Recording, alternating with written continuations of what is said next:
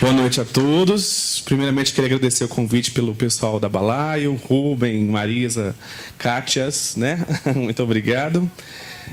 Queria dizer que particularmente achei o tema do seminário muito oportuno. Eu acho que realmente as atividades de cultura vão constituir os empregos do futuro. Eu acho que a gente não tem como fugir disso. Tem a missão aqui de falar depois da ótica acadêmica e da ótica do poder público, né? Pela ótica do setor privado na figura do patrocinador. E espero que contemple as dúvidas e questionamentos de vocês, tá bom? Antes de trazer as respostas, eu quero falar um pouquinho sobre o Grupo Algar, para trazer um institucional, para quem ainda não conhece na íntegra, né? Então, o Grupo Algar, né, foi fundado pelo senhor Alexandrino Garcia, e daí vem o nome do grupo, né, das iniciais do seu nome. E ele tinha isso muito forte, que era trabalhar para servir a comunidade. A gente tem isso nos históricos, nos depoimentos que ele gravou. É um grupo empresarial empreendedor e de controle familiar, né, gestão profissional. Esse é o prédio da holding, da sede da empresa. Hoje nós temos quase 20 mil associados, que é como nós chamamos os funcionários da empresa. E depois de muitos anos de amadurecimento de gestão e de governança, a gente chegou nesses 3 setores de atuação.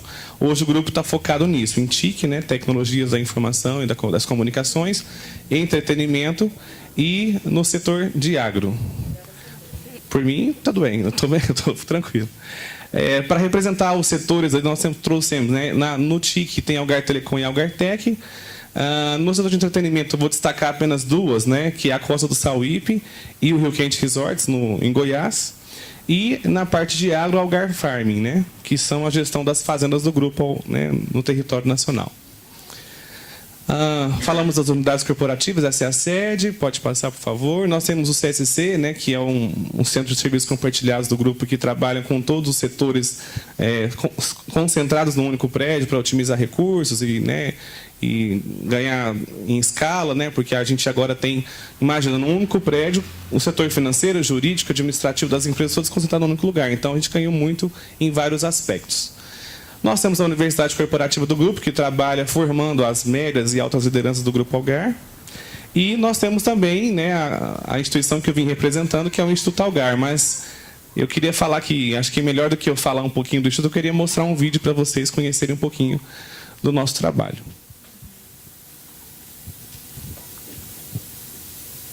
Quando eu entro na sua vida, te mostro um caminho diferente do que você imaginava. Eu sou a transformação.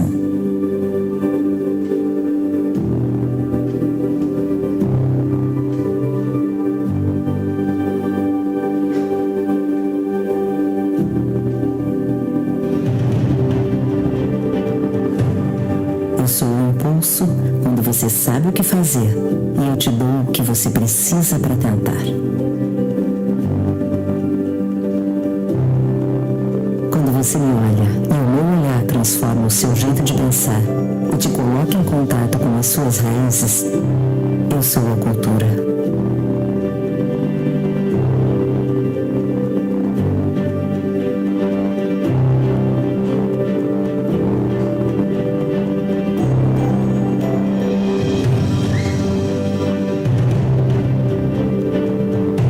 Se eu te ensino sobre os livros e sobre a vida, eu sou a educação.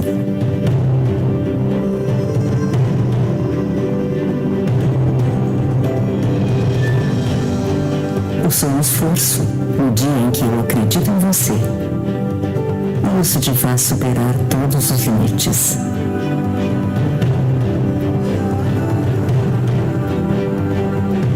Agora, se você olha ao redor e não encontra ninguém, mas eu encontro você e te levo comigo, aí eu sou o futuro. Eu sou a soma de milhares de pessoas, oportunidades e sonhos. Eu sou o Instituto Algar.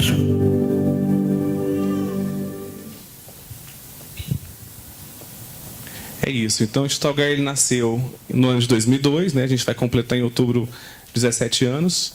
A gente está debaixo do governo, da governança no Conselho Consultivo e alocado no prédio da holding. Nós temos a titulação de OCIP desde 2007 e nós estamos presentes em 30 cidades. Ali está 7, no vídeo está 8, mas 8 estados, né?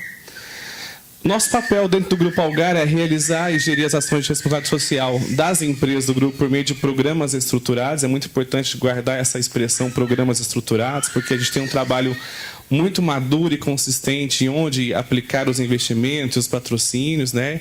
E como o Instituto Algar não gera receita, não paga impostos, né? Então a gente tem que ser muito responsável por gerir os impostos das empresas do Grupo Algar. Então, em suma, nós conquistamos o direito de administrar esses recursos, mas prestando conta para os nossos acionistas e nossos executivos de onde está sendo todo esse dinheiro. E aí, quais são as frentes de atuação do Instituto Algar, né? Quais são as frentes de trabalho, né, do nosso dia a dia? Nós trabalhamos com as frentes de educação, cultura, na frente social, e nós temos conquistado cada dia mais espaço e experiência, né, na questão esportiva. Só um parênteses, a gente recebeu ano passado, ano retrasado, né, uma titulação em Belo Horizonte, vamos receber da Secretaria de Esportes, o título de uma das 3 empresas que mais investiram em esporte naquele ano. Então, a gente tem conquistado um espaço nisso também. E aí, eu queria hoje me ater à questão dos incentivos fiscais, que eu acho que é o que mais interessa quem está aqui hoje, né? Esse assunto é um assunto que está em voga, e achei muito oportuno eu falar depois do Felipe, porque ele já deu uma introdução muito técnica de como é que se operacionaliza isso, e eu vou contar um pouquinho da ponta da prática, né?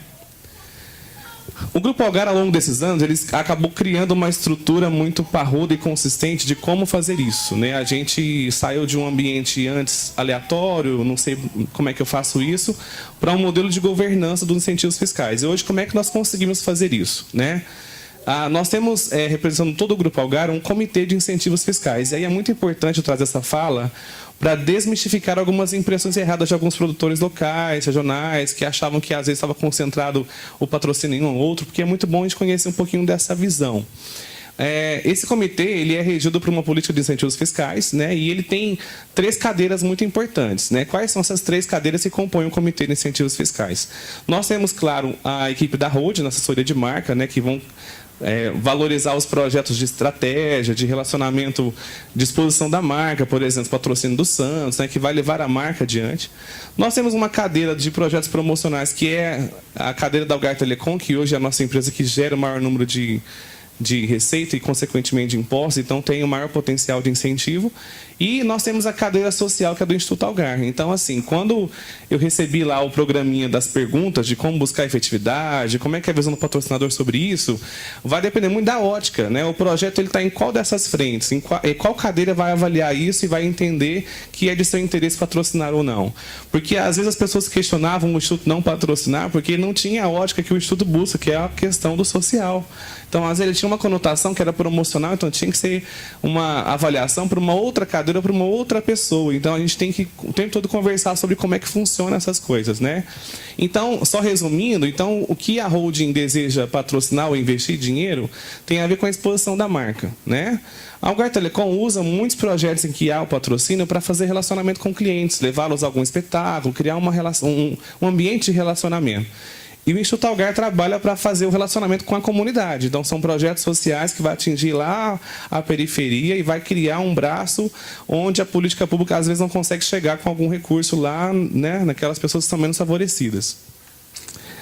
E aí eu trouxe aqui também, para quem tem interesse em conhecer, os critérios gerais de patrocínio dos projetos, né?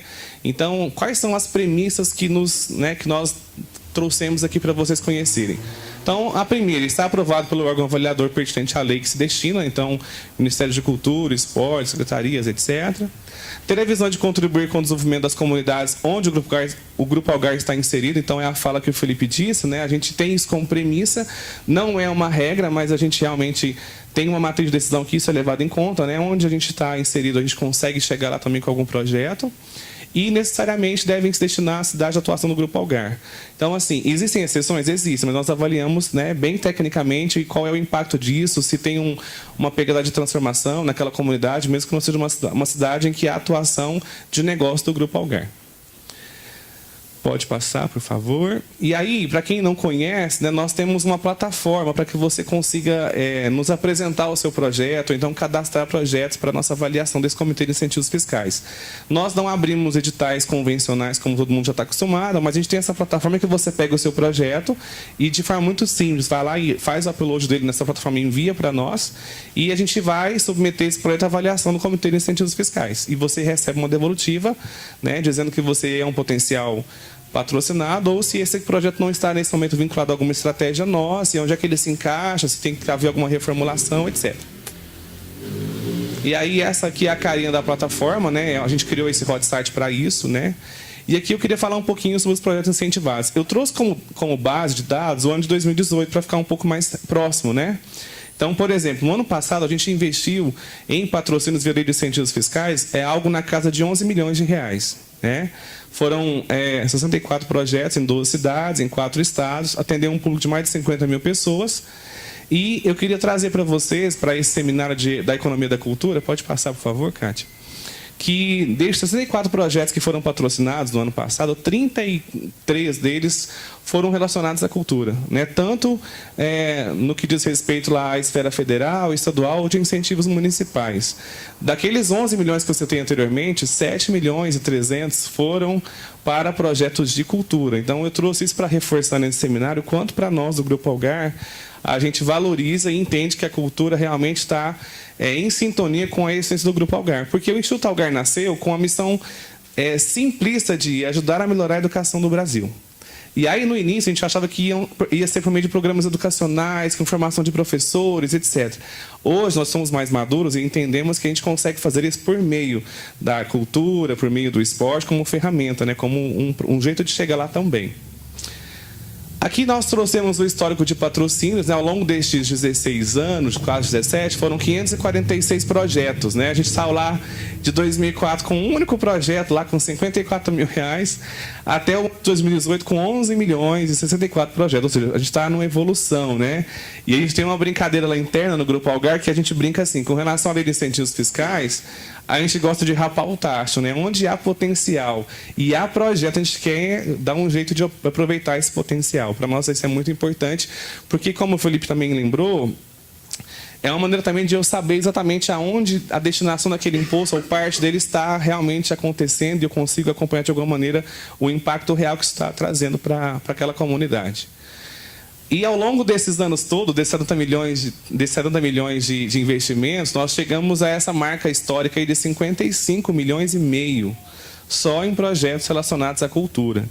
Então, assim, é o que eu disse, a gente ainda está engatinhando com relação a outras modalidades como o esporte, né? Mas a gente realmente tem um enfoque, tem uma tradição muito grande na questão cultural aí nos projetos de cultura. Isso aí são só números para ilustrar, né? E eu fiz questão de fazer esse recorte na nossa revista de incentivos fiscais. Essa revista, esses dados estão disponíveis para quem quiser, é público, né? Está no nosso modelo de ser transparente. Mas eu quis trazer aquele recorte ali, que no ano passado a gente investiu ainda mais, né? 18% a mais do que o ano anterior. Então, assim, existe realmente uma crescente nesse investimento de cultura ao longo dos anos. Pode ir mais um. E aí nós chegamos, então, a minha fala inteira para chegar no seminário, né?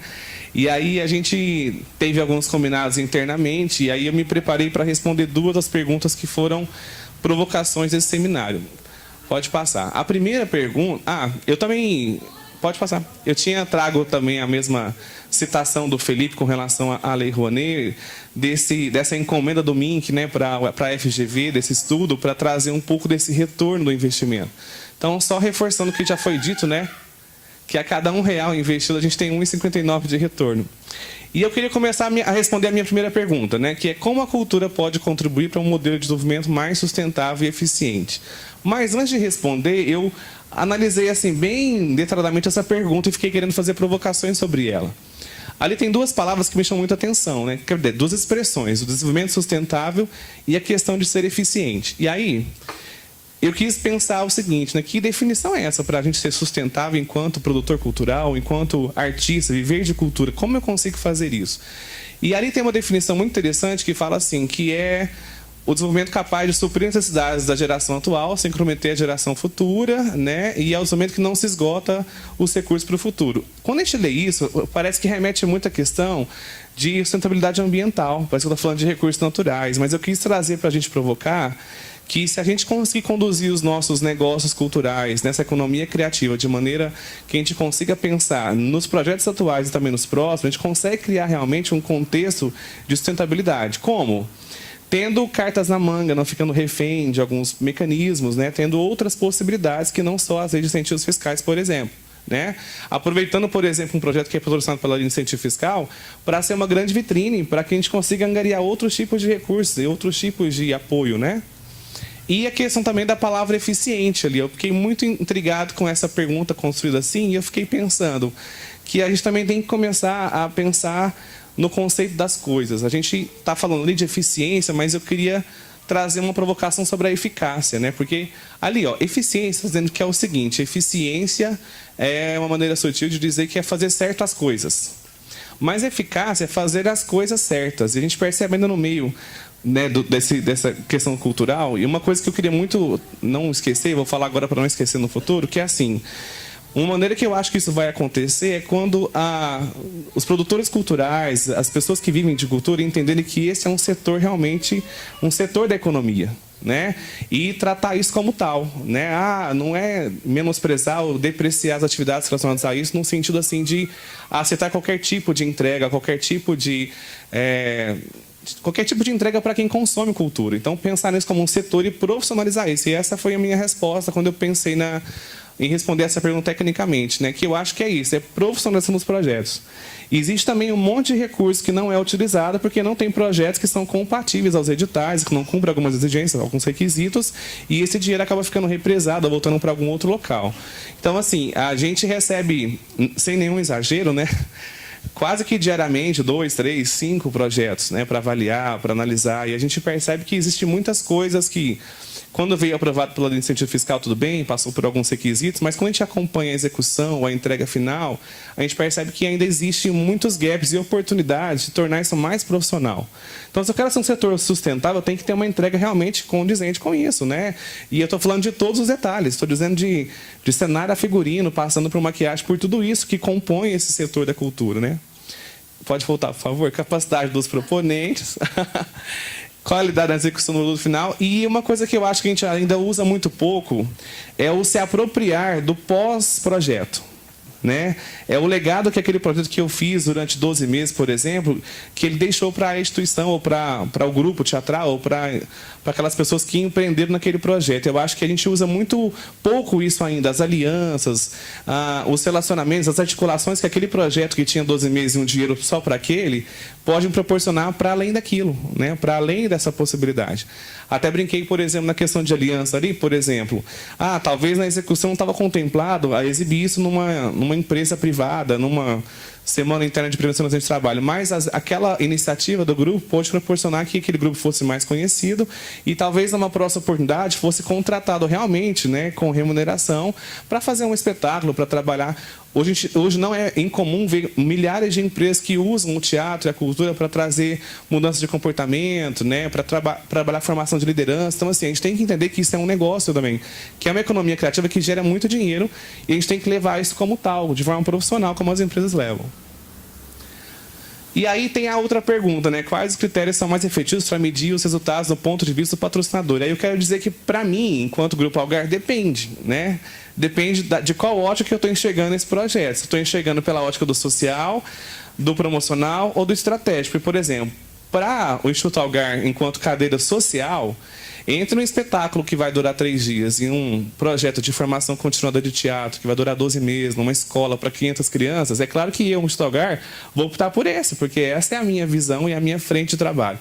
Mas talvez um espetáculo que vai trazer uma repercussão para os clientes, estratégias do Grupo Algar, para levar o pessoal para conhecer esse espetáculo, para criar ali um ambiente de relacionamento, naquele momento é o que está sendo avaliado e está em voga. Então, assim, depende muito, né? Mas eu trouxe algumas reflexões. Não são respostas que não possam ser mudadas, mas são reflexões. Por exemplo, Um fator interessante para se avaliar é a abrangência, né? Não dá para dizer que nós não avaliamos isso enquanto patrocinador, né? O valor do investimento versus o número de atendidos, né? A per capita desse projeto. Então, eu investi 200 mil, que vai, entre essas, acontecer, beneficiar 4 pessoas, e o mesmo dinheiro para beneficiar 300. Então, a gente vai avaliar isso. A duração, né, se ele é um espetáculo isolado, se é um projeto que é curto, se ele é contínuo, se ele é eventual de formação. E para nós, assim, aqui eu queria muito dizer que não é uma fala utópica nem poética, mas é uma coisa que nós vivemos isso no dia a dia. Nós temos muitos amigos aqui que compartilham de alguns momentos conosco. O que para nós é mais importante é o impacto social, é a transformação que aquele projeto pode realmente trazer para aquela comunidade, para o ambiente que ele foi inserido. Então, isso para nós é muito importante e é muito difícil mensurar, né? A gente está tão acostumado com... Pode passar mais um. A gente está tão acostumado com aqueles indicadores que são quantitativos, medir quantidade de atendidos, horas aulas, onde é que aconteceu, quantos espetáculos e fruições que eu participei. A gente está tão acostumado com isso. E eu até brinquei com o Rubem. Eu falei, Rubem, essa pergunta é a pergunta de $1 milhão. Se eu soubesse como é que mede de forma eficaz o impacto realmente que a cultura, o esporte traz, se eu soubesse disso, eu estava milionário, porque eu teria uma grande resposta nas mãos que todo mundo quer. Mas uma coisa é fato, dá para a gente realmente avaliar durante a execução e acompanhando de perto os projetos, o quanto a gente consegue realmente fazer isso. Uma outra característica do Grupo Algar é que, assim, algumas empresas têm um comportamento mais de realizar o aporte, fazer o patrocínio e depois receber um relatório final. E a gente geralmente gosta muito de acompanhar a execução ao longo dos meses, acompanhar de perto, às vezes, sempre que é possível, fazer uma visita e acompanhar realmente se aquele projeto está cumprindo com o objetivo que se propôs. Então, para nós isso é muito importante, porque assim, a gente não entende que é só uma troca para ter uma isenção fiscal. Não é deixar de pagar o imposto para investir no projeto, não é isso. A gente quer saber o seguinte, se realmente aquilo fez sentido para nós, enquanto patrocinador, para quem está executando e para quem está recebendo, para quem está consumindo isso, né? E aí é claro que... Pode voltar, mas é claro que não tinha como fugir disso aí, porque isso aí é o que hoje nos dá insumo numéricos e quantitativos para conseguir avançar ou não com os projetos. Então, quando eu chego para um executivo, para algum acionista, vou levar algum resultado, esses indicadores quantitativos são muito importantes. Mas, por exemplo, olha que legal aquele último da segunda coluna, famílias impactadas. É muito interessante perceber isso também. Às vezes a gente tem um aluno ou alguma pessoa que está recebendo esse projeto, mas assim, a gente está impactando uma família toda. A gente recebe muitos depoimentos disso, de mudança de comportamentos na família. Então, assim, a gente realmente acredita que a cultura, ela realmente é uma grande e poderosa ferramenta para nos ajudar a melhorar a educação e a construir novos cenários e trazer para esses atendidos. Eu vou falar um pouco disso enquanto social, né? Porque a minha fala fica muito para o social, mas assim, é o que eu vivo todos os dias. Mas é trazer para esses meninos da periferia, para os adolescentes que recebem esse tipo de formação, novas possibilidades que talvez eles não teriam, né? Igual assim, a gente... Quando consegue levar, por exemplo, meninos da periferia para assistir um espetáculo no Teatro Municipal pela primeira vez. Tem crianças que nunca entraram e talvez não entrariam num espaço como aquele, não saberiam nem como é que é o caminho até o palco, porque não teriam essas oportunidades. E quando a gente consegue promover isso, para nós, faz muita diferença e nos leva adiante a querer continuar com esse tipo de trabalho. Eu trouxe um exemplo de um projeto patrocinado pelo Instituto Algar, para a gente ter noção da quantidade de indicadores que a gente pode ter de um único projeto, né? Inclusive, esse projeto eu até peguei aleatoriamente, né? Esse não é executado em Minas, é em São Paulo, mas só para trazer a questão dos números, né? Então, por exemplo, ali não dá para ler, mas eu vou trazer só alguns exemplos. Então, imagina, é um projeto de arte circense, mas tem ali indicadores de árvores plantadas, de arrecadação de livros, que foram coisas que foram acontecendo durante a execução, que às vezes nem estava escrito no projeto, mas que foi trazendo mudanças de comportamento. Então, ali, arrecadaram 100 livros e foram doados para a comunidade, para trabalhar essa questão de incentivo à leitura, árvores plantadas, né? Ali tem 800 familiares atingidos, é isso que está aí? E aí nós temos ali 18 empregos gerados diretamente, 5 fornecedores, né? Então, assim, é só para trazer também essa ilustração do quanto de indicadores quantitativos e qualitativos pode surgir de um único projeto, né? E aí, a análise de tudo isso é que nos leva a melhorar nossas matrizes de decisões, a colocar os projetos de uma maneira mais profissional e falar assim, ó, esse vai, esse não vai por esse motivo. Então, assim, a gente estava conversando mais cedo aí o Rubem, né? O quanto esse modelo, ele nos dá segurança e garantias que a gente não está sendo injusto, porque existe toda uma matriz de decisão, a gente vai encaixando os projetos de acordo com as nossas premissas, e aí vai havendo um ranqueamento, e de acordo com essa estratégia, a gente vai conseguindo fazer os aportes. Mas, assim, nada é desconsiderado, só que existem estratégias que precisam ser cumpridas de acordo com aquilo que é a visão da empresa, a visão do grupo, e que vai combinar e conversar com a nossa essência. Então, é isso que nos move, é assim que nós trabalhamos, né? Quem quiser depois tirar um pouco mais de dúvida, quiser avançar sobre esse assunto comigo de forma mais profunda, estou à disposição, tá? Depois podem pegar os meus contatos. E o que eu tinha para falar enquanto Instituto agora era isso, tá bom?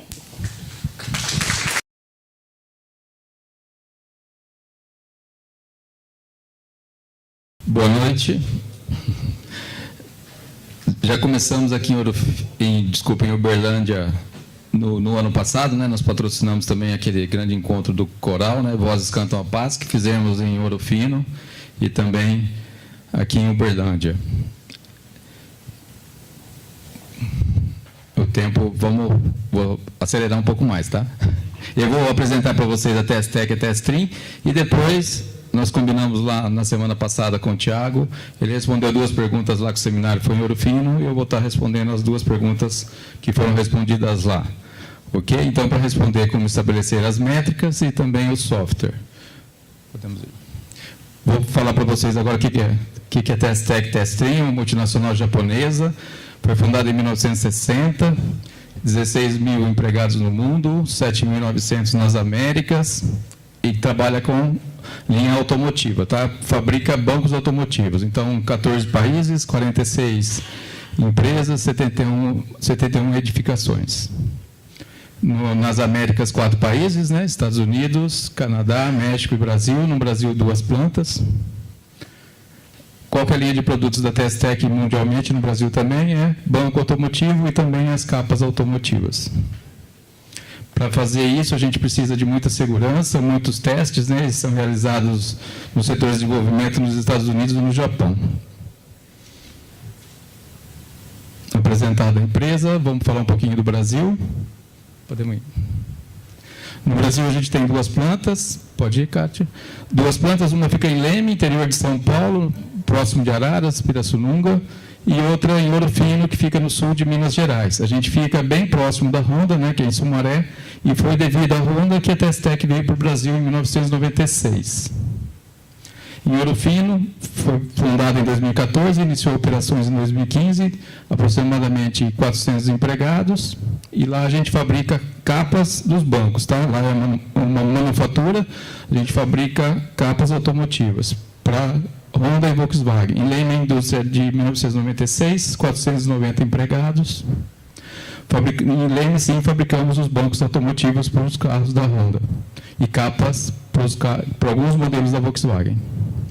Ok, explicado o que é a TestTech, né? Agora vamos para as perguntas. Como estabelecer métricas e também do software. Na TestTech a gente trabalha um pouco diferente do que a maioria das outras empresas, tá? A gente não trabalhamos com projetos com incentivo fiscal para marca, para propaganda, a gente trabalha só social. Então, o nosso foco ele é 100% social. A gente também tem todos os manuais, políticas, só que o nosso foco vai ser sempre social e sempre na comunidade. Por isso que a gente trabalha em Leme e também em Ouro Fino. Essa é a visão da TestTech mundial. A gente trabalha com aquele modelo de gestão que é ESG, que é o quê? Meio ambiente, social e governança corporativa. O que diz mundialmente a parte social? Que a TestTech precisa coexistir harmoniosamente com a comunidade. E uma empresa que tem que ser bem-vinda e a presença apreciada. Então, isso que a gente busca nas 2 plantas, tanto de Leme quanto de Ouro Fino. E como isso é tratado na empresa? É tratado de cima para baixo. Então, tudo que a gente faz é aprovado pela diretoria, discutido internamente, é isso que a gente faz. Eu vou falar agora para vocês aqui o tema que foi trabalhado na TestTech, que é uma planta mais antiga, e aí eu tenho mais possibilidade de explicar para vocês como a gente trabalha. Em 2017, como que a gente decidiu trabalhar com a comunidade, né? Qual que seria o tema para a gente trabalhar em Leme nos próximos 3 anos? Em reunião com os secretários municipais, eles nos indicaram que o principal problema social de Leme seria, na verdade, os jovens, né? Jovens em conflito com a lei. Então, como que a gente iria usar? Lógico, a empresa tem recursos, né, financeiros, e a gente também tem recursos de incentivos fiscais. Então, qual foi o grande desafio? Como a gente vai fazer tornar eficaz nesse tema? Como que a gente vai conseguir colaborar com a comunidade para reduzir? Nessa mesma época, eu já conhecia o Balaio do Cerrado. Nós fizemos, na verdade, um contrato, né, Rubem? Do quê? De assessoria, para eles nos auxiliar a entender o que, de fato, a gente poderia fazer para, de fato, tentar ajudar a reduzir esses números. Claro que teve um papel fundamental do judiciário, tá? Então, o judiciário teve muito interesse nesse tema, né? Participou ativamente com a gente tem dados estatísticos. Podemos ir? Podemos ir. Podemos ir. Então, o tema foi a gente tentar reduzir esse número de crianças. Fizemos esse evento na Testec em 2017, em abril. E no mesmo ano foi fundado o Comitê Coragem, que eu vou falar um pouco mais à frente sobre ele. Tá? Então, ali tem todos os segmentos da sociedade de Leme, judiciário, tiro de guerra, pessoal do Plácio da Viel, igrejas evangélicas, associação comercial. Como que a gente vai medir as eficácias? Né? Qual foi o conceito e a definição das métricas? Nós fizemos em 2017 um concurso de redação na cidade. E qual que era o tema? A cidade que eu quero para mim. Então, esse foi feito na rede pública, né, e também na particular. Aí são as tabulações. Tudo isso foi tabulado por nossos voluntários. Tá? Só que o que chamou muita atenção, que o grande resultado, na verdade, do que os jovens, os adolescentes, eles pleitearam, o que eles viam como futuro, eram as necessidades básicas. Né? Então, 60% das ideias voltadas a meio ambiente, segurança pública, saúde e violência. Então, não tinha nada muito diferente do que as condições básicas, né, de sobrevivência. Para a gente trabalhar com as métricas, todos os nossos projetos, né, assim como o Tiago explicou também, tem as métricas, tem a metodologia. E o que a gente está trabalhando? A gente está trabalhando, na verdade, nas escolas. A gente tem um projeto, as crianças estão nas escolas. Então, o que a gente acompanha? As disciplinas de português e matemática e também frequência e comportamento. E o que a gente tem visto? Que, de fato, melhora o aproveitamento, melhora o comportamento, melhora a assiduidade da criança e também as notas estão sendo elevadas. Como que a gente consegue isso?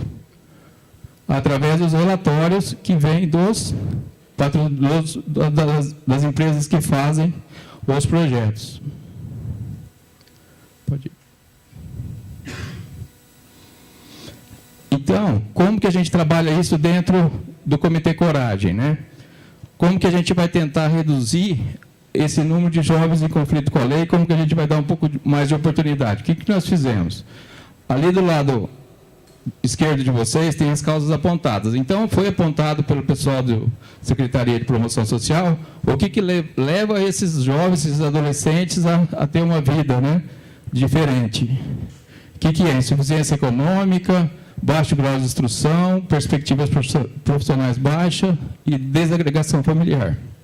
Então, com a questão da melhora nas notas da escola, da frequência, da assiduidade e também do comportamento, a gente vê que a gente está num caminho que pode melhorar a empregabilidade deles, a questão da baixa instrução. Então, todos os nossos projetos que estão no centro, a gente avalia se tem alguma coisa que pode melhorar as causas. E isso é sempre retroalimentado. Aí são números, né, na esquerda e direita de projetos, onde a gente vê que realmente melhora tanto a nota, né, das disciplinas quanto a frequência nas escolas. Esse daqui é um exemplo pontual que eu quis trazer aqui para mostrar para o pessoal do teatro, principalmente do Grupo Pontapé. Essa menininha ali que está na direita, na verdade, ela foi eleita num teatro na sala de aula, não, teatro, foi mostra de teatro, né? Então, isso aqui é diferente das nossas métricas, tá? Isso aqui é aquilo que nos surpreende, aquilo que vai aparecer espontaneamente com uma oportunidade de algumas crianças, né? Então, aquela criança ali, ela foi a melhor atriz, né? Só que ela tem uma vida terrível, né? Ela estava, na verdade, ela tem mais 3 irmãos e ela estava já 1 ano fora da família, né? Tinha sido tirado pelo judiciário, né? Então, uma história difícil e, mesmo assim, ela conseguiu fazer algo, né? Em benefício dela. Então, para 2019, além das crianças, a gente está trabalhando também pelo Comitê Coragem com os familiares. Então, além dos projetos, então não é só incentivo fiscal. A gente tem também voluntários. Então, o que a gente tem que fazer? Incluir os familiares nesses projetos. O que é o Comitê Coragem, né? Rapidamente, são todas as entidades da cidade de Leme, né? Todos os poderes. A gente trabalhou em 2017, desculpa que está pequena ali, nós estávamos trabalhando com os projetos em parceria com o pessoal da SADES, né, da promoção social. Por que nós não conseguimos ter um bom aproveitamento? Porque faltava público, né?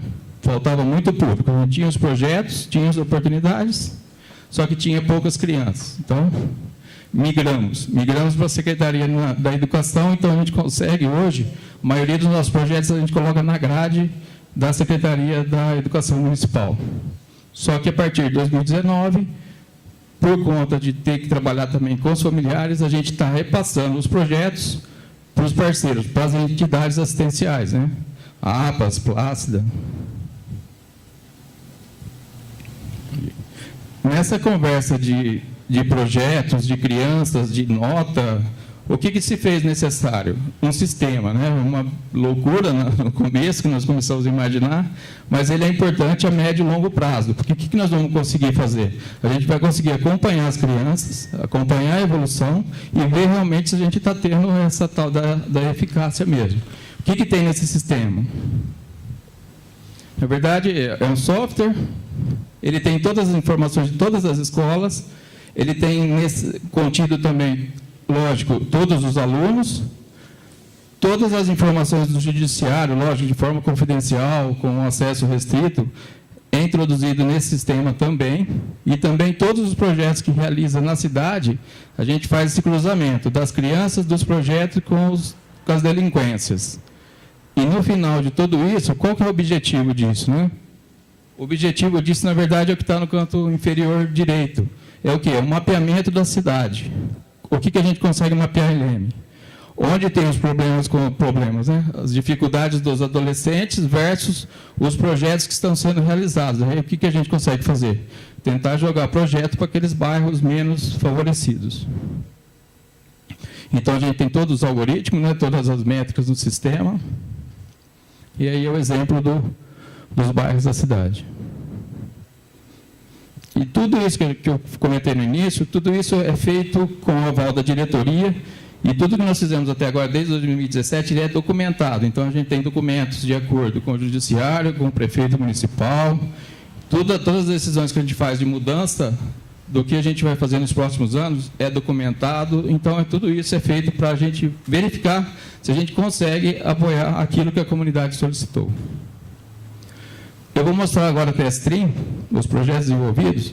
Só vou dar uma paradinha aqui, só para explicar para vocês a Testrim. Em Leme, a gente tem o tema, que é a questão dos adolescentes. Em Ouro Fino, a gente ainda não tem o tema. Então, como que surgiu a ideia de a gente patrocinar junto aqui com o Uberlândia? Foi para a gente tentar identificar o que a gente precisa fazer em Ouro Fino. A gente vê que Ouro Fino, não sei se vocês conhecem, deve conhecer por causa do menino da porteira, óbvio, né? Tem muito essa questão que as cidades ao redor vivem das malharias, e Ouro Fino não. É uma cidade que, aparentemente, deveria sobreviver mais da cultura, do turismo, mas ela está meio que paralisada. Então, a ideia do seminário, tanto que o seminário lá foi um pouco diferenciado também, né, Rubem? Teve a questão do patrimônio histórico, teve pessoas da Unesco lá também, para a gente tentar dar uma ditada para saber o que a cidade quer, de fato, para a gente poder ajudar. Então, a ideia do seminário é por conta disso. Então, esses projetos lá, por enquanto, a gente não tem o tema. A gente trabalha muito com essa Fundação Esperança e Vida. A gente trabalha também várias vezes lá com o Grupo Pontapé, Teatro na Sala de Aula, Balaio Popular. A gente abre as portas para as escolas, né, para conhecer a indústria. São joguinhos. Essa é uma outra dificuldade também que a gente apoia em Ouro Fino. Qual que é a questão aqui? É a educação física nas escolas, né? Lá não era muito difundida, tinha várias escolas que não tinham essa atividade. Aí o secretário de Esportes nos procurou para a gente apoiar, lógico, financeiramente, quanto à estruturação dos eventos, das medalhas, e está melhorando bastante, né, as práticas esportivas. Isso a gente já está fazendo há 2 anos. Isso aqui foi um braço aqui do final do ano passado, né, do Vozes Canta Paz, só que lá nós agregamos essa palestra. São sobreviventes de Hiroshima, eles vivem em São Paulo, realmente eles estavam em Hiroshima nessa época, e eles fizeram essa palestra e participaram depois do coral com a gente, o Vozes Canta Paz. Que foi tinha mais de 1.000 pessoas lá nas escadarias da igreja. Projeto de Leme, muito parecido com os projetos do Tiago. Inclusive, a gente faz alguns projetos, e é possível, não só colocar com algumas outras empresas, em parceria. Isso é muito normal. Você não tem o dinheiro integral para captar um projeto, mas você tem outras empresas que têm uma parte. Então, você consegue fazer aquele projeto em várias cidades, né? Só que o público reduz um pouco, mas a gente já fez alguns projetos, né, Tiago? Esse aqui também é um outro também de grafito, esse é bem legal, a gente está repetindo esse ano. Esse é o Dança Bacana, também do Dança. Esse é o Pirueta, que o Tiago mostrou também, do Pirueta também.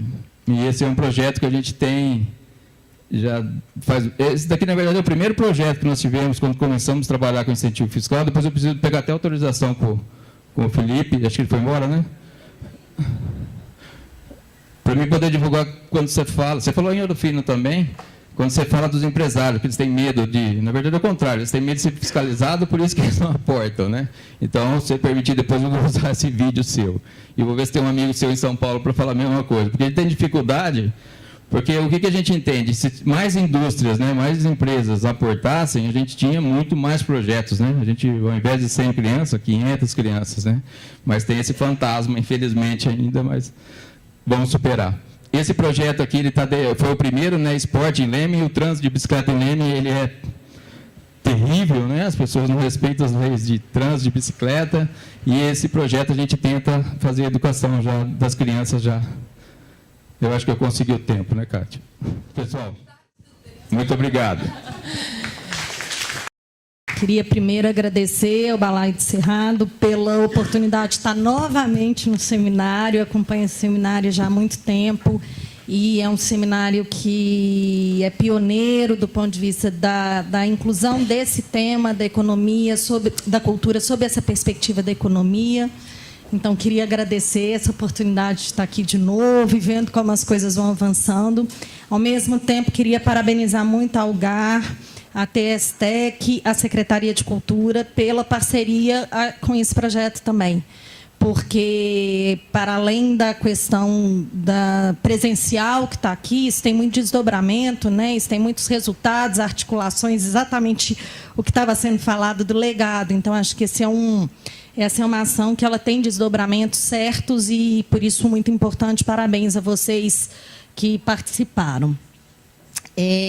Eu vou trazer uma abordagem que é um pouco diferente da abordagem que foi feita até agora, porque é uma abordagem que está mais relacionada a como é que as ações culturais, como é que a política cultural pode pensar em processos de avaliação e de criação de indicadores, numa perspectiva que mescla uma visão geral, mas também a experiência que a gente está tendo na Fundação Clóvis Salgado hoje, a partir de uma série de procedimentos e de questões. Então, ela está um pouco mesclada, vou tentar também ter velocidade, mas é para trazer essa outra perspectiva que é complementar a esse olhar das empresas patrocinadoras.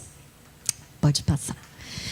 Primeiro, eu acho que é muito importante que a gente tenha consciência da necessidade de se criar realmente indicadores para a área cultural. É um processo que a área social já passou, que a área ambiental já passou, e que eu acho que a cultura vive de maneira mais longa, né, a cultura e as artes, uma necessidade e desafio de estabelecer indicadores que consigam medir e traduzir seu alto potencial de impacto humano, social e econômico, que é o que todo mundo já falou aqui. para a gente estabelecer métricas e indicadores que compensem nossa ausência histórica de estatísticas com padrões coerentes, né? A gente precisa tentar estabelecer essas métricas que compensem essa ausência histórica, porque muitas vezes nossa maior dificuldade é que a gente chega e a gente não tem com o que comparar, mas a gente tem que começar a fazer, porque senão a gente não vai ter nunca com o que comparar. E o problema dessa ausência histórica se explica, em parte, por quê, né, na área cultural? Primeiro, pelos altos níveis de informalidade da área, que é uma coisa que o superintendente Felipe já falou, os sistemas de classificação inadequados e sem padronização, cada um atira para um lado, cada pesquisa acadêmica atira para outro lado, e aí a gente não tem uma padronização comum que a gente consiga trabalhar isso de uma maneira organizada, né? Já houve várias tentativas do Ministério da Cultura, das próprias secretarias, mas, de maneira geral, a gente ainda tem uma diversidade, uma falta de padronização. Velocidade das mudanças na forma de consumo e na distribuição com as novas tecnologias, isso também mudou e faz a gente mudar muito o tempo inteiro a forma de avaliar. Falta de investimentos em pesquisas e avaliações. Há pelo menos 15 anos se discute com o IBGE de uma criação de conta satélite para a cultura, para que se possa efetivamente estudar e saber o que é a cultura e mapear a cultura no país, mas nunca conseguiu chegar a um desenho disso efetivamente. Então, a gente tem muitas fotografias, porque você tem lá pesquisas de períodos, mas você não tem um acompanhamento formal, como a França já criou há 50 anos atrás, e tem essa referência histórica lá por meio da conta satélite nos órgãos de pesquisa do país. E inconstância das políticas públicas em função de compromissos políticos irregulares. Então, você não tem também uma continuidade, que também acaba acarretando uma dificuldade de se medir de maneira efetiva as atividades culturais. O que são indicadores, né? Os indicadores mostram, ou são medidas que mostram, o progresso em direção ou a obtenção aos resultados. Eles são evidência observável e mensurável da mudança e demonstram se o resultado está sendo cumprido. São geridos a partir de um fluxo de dados consistente e a definição de variáveis e parâmetros consistentes que permitem fazer um acompanhamento constante do desempenho global das atividades culturais e criativas. Ou seja, a definição de indicador já é um desafio para a área cultural, da gente conseguir implementar aquilo tudo ali numa atividade que seja. Mas esse é o indicador que é efetivo, que é real, que é aquele que consegue chegar no resultado real. A gente tem, né, como todo mundo sabe, a divisão entre indicadores qualitativos e quantitativos, e algo que é muito importante, que os indicadores eles devem ser realistas, mensuráveis e facilitadores. Há muita confusão também numa expectativa de se criar indicadores, e muitas vezes se desvia da finalidade da ação cultural, se desvia da finalidade da ação final, para poder criar na área meio, então, uma série de tentativas de indicadores, de medições, etc. Então, isso também é muito importante, que ele seja um facilitador, que ele seja realmente um apoio para a tomada de decisão, para avaliação de rumo, para correção de rumo. A construção de indicadores de cultura hoje demanda inovação e conhecimento profundo da área. Não é possível se falar em criação de indicador de cultura sem conhecer o que é atividade cultural, os desafios da contemporaneidade e inovação, porque, de maneira geral, a gente não tem recurso para poder fazer a medição. Então, isso tem que estar de maneira muito criativa. Um programa de avaliação ele deve estabelecer os critérios de avaliação, criar e estabelecer os indicadores e métricas e ter aplicação e monitoramento no que é essa curva de um processo contínuo. 5 fatores que podem influenciar de maneira direta a criação dos indicadores. O que, né? Qual é a condição, o comportamento ou a característica do que será medido. Isso tudo tem que ser antecedente, a gente tem que estar trabalhando antes. Quem? Qual é a população-alvo beneficiada a ser medida, avaliada, né? O nível de satisfação. Qual é o grau de mudança que se espera, que aí a gente tem que fazer essa meta, vamos dizer assim. A quantidade ou os níveis de mudança entre a população-alvo que indicaria um nível de sucesso de realização. isso também tem que estar previsto antecipadamente, criar linhas de base de atuação para você poder entender o que você e onde você quer chegar, e o período em que essa mudança deve ocorrer ou que se pretende acompanhar. Né? Eu tenho um período determinado, eu tenho, não, é uma ação contínua que eu vou fazer acompanhamento direto. Pode passar.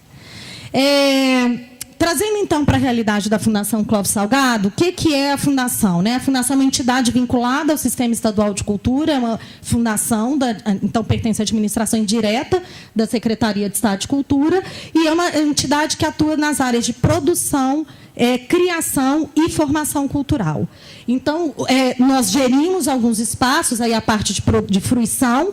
Esses espaços são o Palácio das Artes, a Serraria Souza Pinto, Câmara 7, Casa da Fotografia de Minas Gerais, o Cefarte Andradas e o Cefarte Liberdade, que são espaços de formação, mas que também têm atividade de fruição, e o Centro Técnico de Produção e Formação Raul Belém Machado. Todos esses espaços estão em Belo Horizonte, com exceção do CTP, que está em Sabará.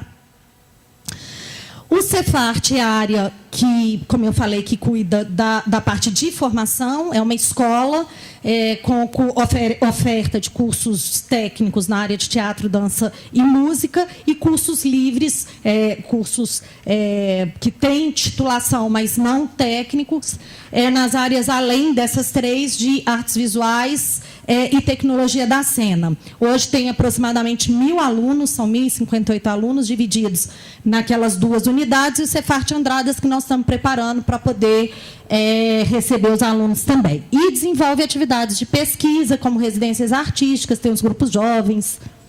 Pode passar.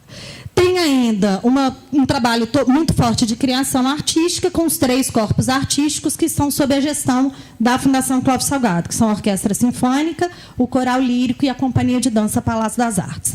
Então, é uma instituição bastante singular, onde uma criação de uma matriz de indicadores é algo bastante complexo, porque a gente está falando de atividades com naturezas muito diversas, com objetivos, muitas vezes, muito diversos, apesar da política cultural ser a mesma, mas é uma matriz de indicadores bastante complexa. Não há, a gente faz bastante benchmarking, não há nada parecido no país do ponto de vista de instituição, não há nenhuma instituição que tenha esse nível de complexidade de atuação da Fundação, então isso gera ainda um desafio maior para a gente do ponto de vista dessa criação dessa matriz. Os indicadores de desempenho e indicadores sociais, hoje, eles são instrumentos fundamentais, especialmente para uma instituição do poder público, por algumas questões. Primeiro, pela geração de credibilidade na sociedade e junto aos órgãos de controle, poder público e terceiro setor. Para a gente é fundamental que a gente consiga dar um retorno, falar para a sociedade o que a gente está conseguindo fazer com o recurso público que é investido ali, com a política cultural que está ali. Então, um esforço de transparência para construir essa credibilidade junto à sociedade.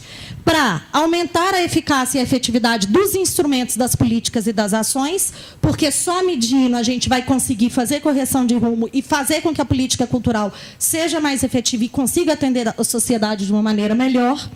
Para permitir que o agente realizador possa compartilhar com a sociedade os resultados da ação e para que, além das estatísticas, os indicadores nos deem o significado do resultado da ação. Né? Porque a gente não pode ficar só no acho que, ou no penso que, ou no acredito que. A gente tem que conseguir avançar uma etapa aí e conseguir chegar nesse resultado de uma maneira mais clara. E aí a gente fez... a gente está estruturado hoje, na Fundação Clóvis Salgado, com 2 grandes eixos de indicadores. Os primeiros são os indicadores de desempenho, que são aqueles indicadores que estão relacionados, e eu vou detalhar, mas estão relacionados à gestão, à atividade, à área meio, e eu vou detalhar. E os outros indicadores, o outro grande bloco, são os indicadores sociais, que são os mais difíceis de serem medidos, têm uma natureza muito mais qualitativa que quantitativa, que os indicadores de desempenho são mais na área do quantitativo, mas que são esses 2 grandes eixos que nos norteiam. Em algumas coisas a gente já está mais avançado, a gente já está lá na frente, a gente já tem referência histórica, a gente já tem 30 anos de referência histórica, então, de comportamento, etc. Outras coisas a gente está começando a implementar agora. Eu até brinquei com o Rubem quando ele fez o convite. Eu falei, Rubem, é um grande desafio falar disso, porque, assim, indicador cultural no Brasil, né, em instituições públicas, ainda é realmente um processo em construção. Então, parte desses indicadores a gente está começando a construir agora, a gente não tem referência histórica, a gente vai começar a trabalhar, vai ver como é que vai medir. Parte a gente já tem e consegue fazer comparativos, né? Então, assim, pegar recortes de períodos. Então, quando a gente fala de indicadores de desempenho, pode passar. A gente está falando, alguns deles, tá? Que a gente já trabalha. Gestão administrativa e financeira, né? Eu consigo, com a minha qualidade do gasto, como é que eu estou conseguindo produzir mais, gerar mais receita, estou conseguindo ter um resultado melhor. Então, do ponto de vista de gestão, estou conseguindo negociar melhor com meus fornecedores, estou conseguindo produzir mais com menos. Então, gestão administrativa e financeira, plano de trabalho, ou seja, planejamento. Meu plano de trabalho está feito, está sendo cumprido, tem aderência com a realidade, tem aderência com o cenário que a gente vive, porque a gente também sabe que a gente vive um cenário que é difícil, muitas vezes seu planejamento ele tem que ser dinâmico, ele tem que se adequar. Cronogramas de atividades, recursos e energias empenhadas, né? Então, assim, isso é bem interessante de se pensar, porque muitas vezes está se tendo um recurso ou uma energia empenhada, que são muito grandes, numa ação que está dando um resultado que não é tão interessante. E muitas vezes eu posso direcionar essa energia ou esse recurso para uma outra atividade que vai me dar um resultado muito maior. Então, essa medida ela também é importante. E correções de rumo, né, que são naturais e que podem ser feitas a partir desses dados. Por outro lado, também já foi falado aqui, né, acho que pela Algar, os conceitos de eficiência, eficácia e efetividade. Ou seja, se eu estou fazendo a coisa certa, né, se para otimização dos resultados, eu fazer bem, eu fazer da melhor maneira com aquele recurso, se eu estou fazendo a coisa certa na eficácia e se eu estou tendo efetividade, que é o mais difícil, porque aí a efetividade já é o impacto. O impacto está real, está lá na ponta. O que eu planejei para aquela atividade do ponto de vista de impacto está tendo efetividade, né? Eu consegui fazer da melhor maneira possível, era a coisa certa a ser feita e deu o resultado que eu estava esperando. Outra questão, controle de processos, no nosso caso, fundamental, né? Então, redução de tempo, agilidade, eficiência nos processos todos, reduzir prazo, ganhar em competitividade, ter um entendimento melhor para o cidadão, para o artista, para o produtor, para a nossa cadeia produtiva toda, para os nossos stakeholders todos. Então, controle de processos fundamental e cumprimento de metas e planejamento, que eu já falei um pouquinho. Então, isso são indicadores de desempenho que hoje estão lá, são aplicados tanto na atividade que a Fundação faz, como são aplicados nos termos de parceria, que são a nossa relação com os órgãos, entidades da sociedade civil, que recebem recursos públicos por meio do termo de parceria para executar atividades finalísticas em parceria com a gente a partir da política cultural desenhada. Então, esses indicadores, essas métricas, elas estão presentes de maneira permanente nessa avaliação de desempenho. Já os indicadores sociais, eles ajudam a descobrir se as ações estão tendo um efeito positivo sobre a sociedade. Propomos a utilização de indicadores sociais e econômicos, ou seja, a gente, hoje, dentro da Fundação, a gente usa o conceito de indicadores econômicos dentro dos indicadores sociais, para avaliação da efetividade da política cultural e de seus programas, com evidências dos impactos sociais e econômicos. Critérios de avaliação e criação de indicadores, no caso dos indicadores sociais. Criação de indicadores de avaliação da efetividade da política cultural, e aí é a grande dificuldade, o que procurar como evidência de mudança e como coletar essas evidências para medir os impactos sociais. Então, essa é uma discussão que está permanente lá dentro para a gente pensar como que a gente consegue não só definir o que é a mudança desejada, como a gente vai coletar essas informações. Criação de indicadores antecedentes, que são aqueles que sinalizam o movimento em determinada direção, e indicadores de resultado, que são os efeitos sobre o que já ocorreu. Então, também indicadores nas duas situações, porque algumas coisas a gente só vai conseguir medir o comportamento. E estruturação de métodos quantitativos, dados qualitativos e modelo de abordagem de coleta de dados. A gente acredita muito que, para um modelo efetivo de avaliação funcionar, para um modelo funcionar efetivamente, ele precisa ter dados qualitativos, metodologia qualitativa, metodologia quantitativa e métodos de coleta desses dados e de sistematização que sejam robustos.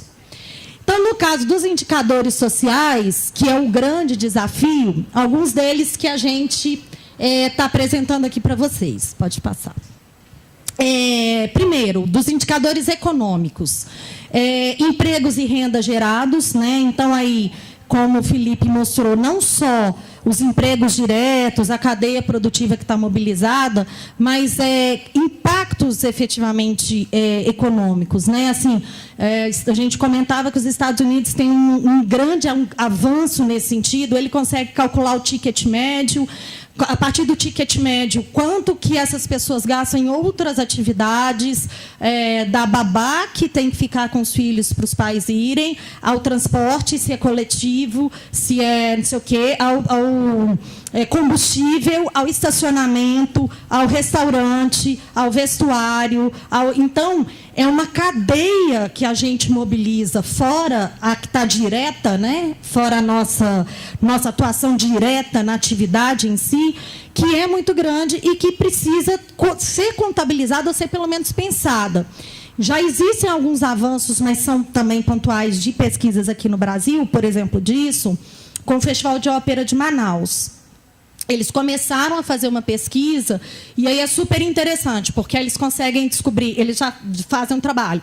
Então, eles sabem que 7 hotéis abriram por causa desse processo, que X cruzeiros internacionais passam a estar em Manaus naquele período por causa da ópera, que X lojas de produtos de música abriram na cidade em função do festival, e aí é toda uma cadeia que é isso, que não necessariamente está direta relacionada ao nosso projeto, mas que você consegue, de alguma maneira, pelo menos listar aquilo que você está movimentando.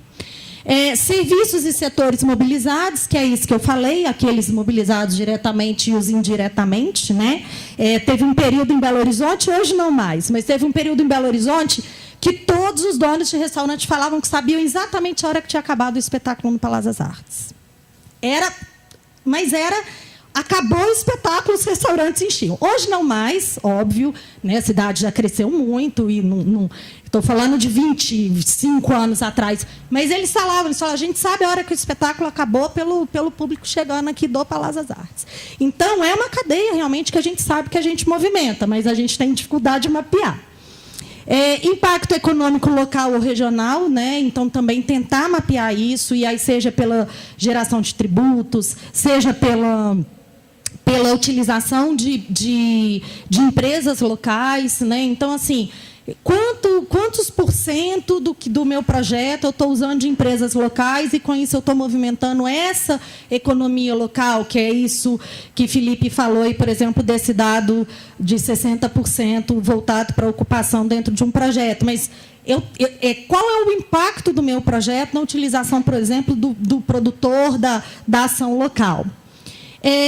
Uma outra questão é que os indicadores eles precisam ser criados por categorias da política ou ação cultural, que foi o que ele chamou de tema, né? Mas, então, eu divido em dois grandes blocos para se pensar nesses indicadores. Áreas de atuação. Então, se eu vou pensar em criar indicadores para museus, centros culturais, bibliotecas, atividades de formação, cinemas, são indicadores diferentes para cada uma dessas atividades, e tem não só metas e métricas diferentes, mas tem características diferentes por causa de comportamento. Então, por isso, a necessidade que eu falei lá atrás de ter um conhecimento profundo da cultura, porque, senão, muitas vezes, você está medindo uma coisa numa ação cultural que não tem real impacto nenhum. Aquele indicador ele não representa nada, né? Ou aquele indicador ele pode parecer que é muito pequeno, que tem um impacto muito pequeno, mas dependendo do contexto, ele tem um impacto gigantesco. Aquilo ali é uma vitória profunda e é uma demonstração de transformação social.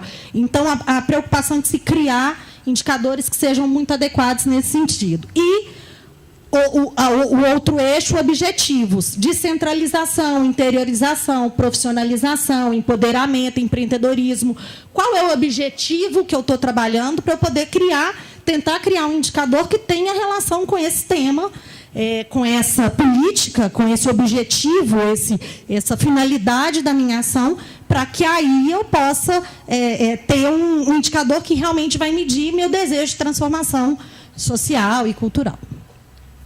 Por outro lado, cumprimento da missão, né? Então, assim, e aí é o mais difícil de medir, mas efeitos da transformação social e impactos sobre os bens públicos ou políticas públicas.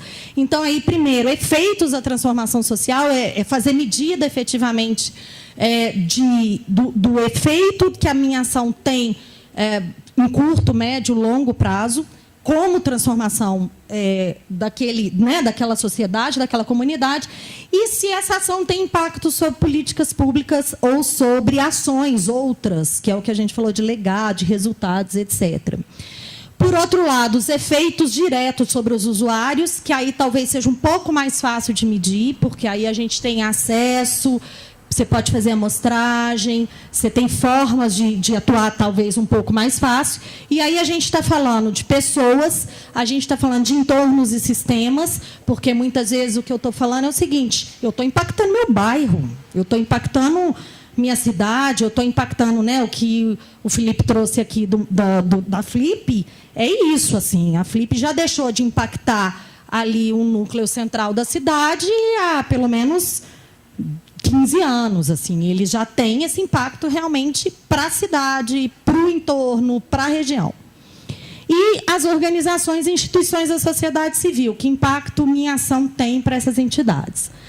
Alcance e abrangência, que também já foi falado aqui, né? Isso também é uma medida que é importante, qual é o alcance, qual é a minha abrangência, e esses são métricas que são importantes, e é isso que eu falava, que elas precisam ser estimadas antecipadamente. Eu não posso nem superestimar, nem subestimar. Eu tenho que trabalhar dentro daquele contexto que está ali, e aí eu conseguir criar esse indicador para ver se eu estou tendo resultado ou não. Atendimento da ação, né? E reputação e reconhecimento. O indicador social ele também permite essa avaliação de reputação e reconhecimento, seja do projeto, seja do artista, seja da criação artística, seja da ação cultural, seja da empresa patrocinadora, seja da entidade realizadora. Está acabando. Então, é isso que eu falei. É preciso ter um programa estruturado de indicadores. A gente precisa ter a relação com esse fluxo. Pode passar, porque aí eu vou só mostrar. Pode passar. O que a gente está fazendo na Fundação? São mais 4 slides só, rapidinho, mas para a gente entender. Então, aqui está estruturado nos eixos de atuação. Do ponto de vista de fruição cultural, quais são os indicadores que a gente está começando a trabalhar? Público por espaço, por atividade, por período. Público por atividade versus custo do acesso.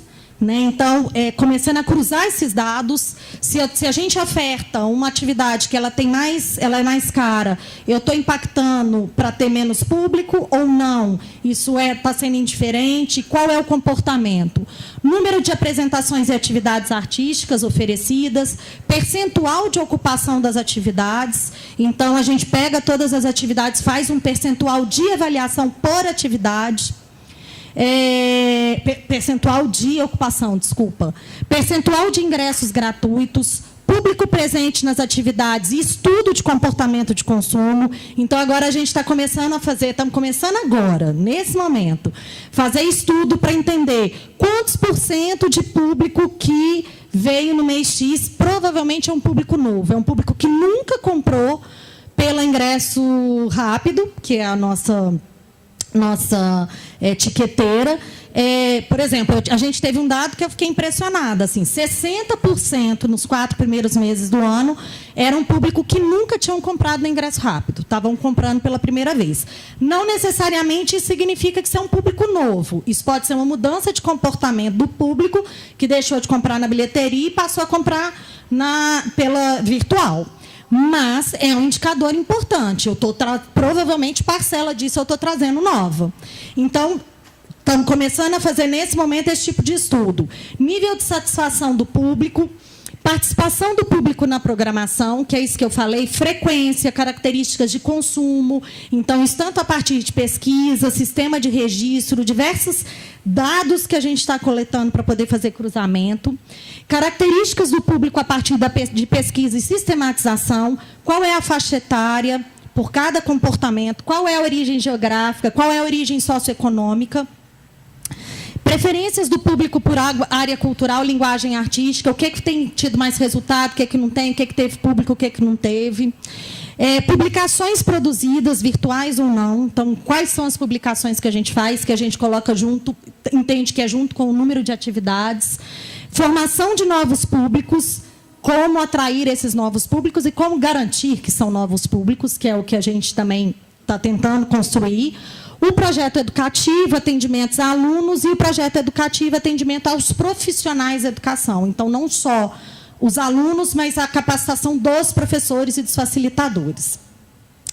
Do ponto de vista de comunicação, relacionamento e stakeholders, a gente está fazendo número de inserções sobre a fundação ou suas atividades culturais nos veículos de comunicação, avaliação qualitativa dessas publicações, acessos no site da Fundação, acesso nas redes sociais, número de seguidores, quais são os acessos, qual é o nível de engajamento desse seguidor, se ele se comunica com a gente, se ele não se comunica, se ele é o mesmo cara que frequenta, se ele é o mesmo cara que está em outros meios, número de ações feitas em parceria com outras instituições. Uma das nossas metas hoje é reabrir a instituição para a sociedade, para as parcerias. Então, isso entra como indicador porque a gente quer ampliar o número de ações em parcerias. E eu não estou falando só com patrocinador, não. Estou falando geração de conteúdo com outras entidades, outros museus, instituições culturais. Então, é o número de relações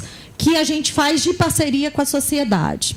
Diversidade de parceiros, que é essa outra que eu estava falando, assim, ampliar e ter uma diversidade de características de parceiros, e reputação, que aí a gente tem feito por meio de avaliação focal. Pela própria equipe, num trabalho artesanal, mas entendendo quais são os principais pontos da fundação, o que a gente precisa melhorar, o que tem de reputação, comportamento, etc. Sustentabilidade e cadeia produtiva. Número de parcerias e prospecção de investimentos, investimentos privados fora do Estado, percentual de captação em relação a outras fontes e ou a receita operacional, qualidade da gestão, que é isso que eu tinha falado lá atrás, né, como indicador de desempenho, geração de empregos, renda e atividades econômicas e setores mobilizados dentro de cada ação. E, por fim, formação e mediação.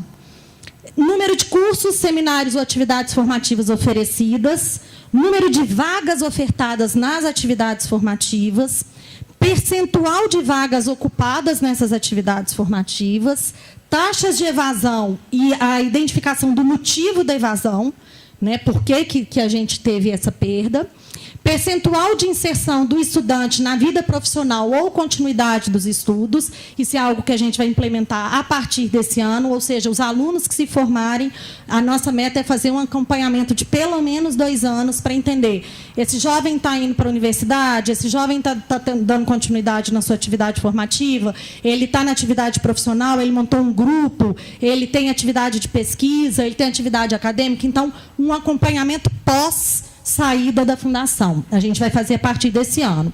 Número de criações e experimentações artísticas, nível de satisfação dos alunos e dos pais, e aí as questões que a gente está avaliando, projeto pedagógico, infraestrutura, conteúdos, horários, professores, apoio escolar, nível de satisfação dos professores, que isso é algo no setor público que vocês podem imaginar o desafio que é, né? Então, assim, a gente tem conversado muito para poder tentar entender. Públicos recebidos na mediação, geração de oportunidades de acesso. Aí é o quê? A gente tem um espetáculo X, a gente tem oportunidade de acesso no espetáculo, na oficina, com gratuidade. Então, qual é o número de geração de oportunidades de acesso para a sociedade e geração de conteúdo crítico e de reflexão, que é o que a gente está chamando de mediação crítica, que a gente também está reimplementando na Fundação. Acho que acabou. Não, agora é o fim. Criação dos corpos artísticos. Eu falei que era complexo. Criação e os corpos artísticos. Então, o número de apresentações artísticas, o público presente nas atividades desses corpos artísticos, o nível de satisfação do público em relação ao espetáculo, a participação do público na programação, a mesma coisa lá do anterior, características do público a partir da pesquisa e sistematização e descentralização e ampliação do acesso. Então, como é que a gente torna isso cada vez mais acessível pelos diversos instrumentos? Acho que agora foi. E aí, quais são os desafios para o futuro? Ou para amanhã, ou para agora? Coleta de dados, né, frente à nossa dificuldade. A gente não tem parceria com nenhum instituto, é a gente mesmo que faz essa coleta de dados e o lançamento. Capacidade analítica, porque a gente tem hoje já na mão uma quantidade imensa de dados, mas a gente ainda tem pouca capacidade analítica. Então, é o que a gente está desenvolvendo agora também, e muito a partir dessa matriz, porque com essa matriz fica mais fácil de começar a entender como sistematizar esses dados e como entender, falar, descobrir o não público, que é o que não está lá dentro da Fundação, é o que não se relaciona com a gente, é o que não sabe o que a gente é o que não conhece a gente, que é o grande desafio que a gente tem de como descobrir por que ele não vai, por que ele não conhece, por que ele não está, como eu acesso. Então, de tudo, né, o não público é, sem dúvida nenhuma, o mais desafiante. Desculpem que eu me estendi muito, mas, como vocês viram, é complexo. Agradeço mais uma vez a oportunidade, né, de poder fazer uma troca mesmo aqui.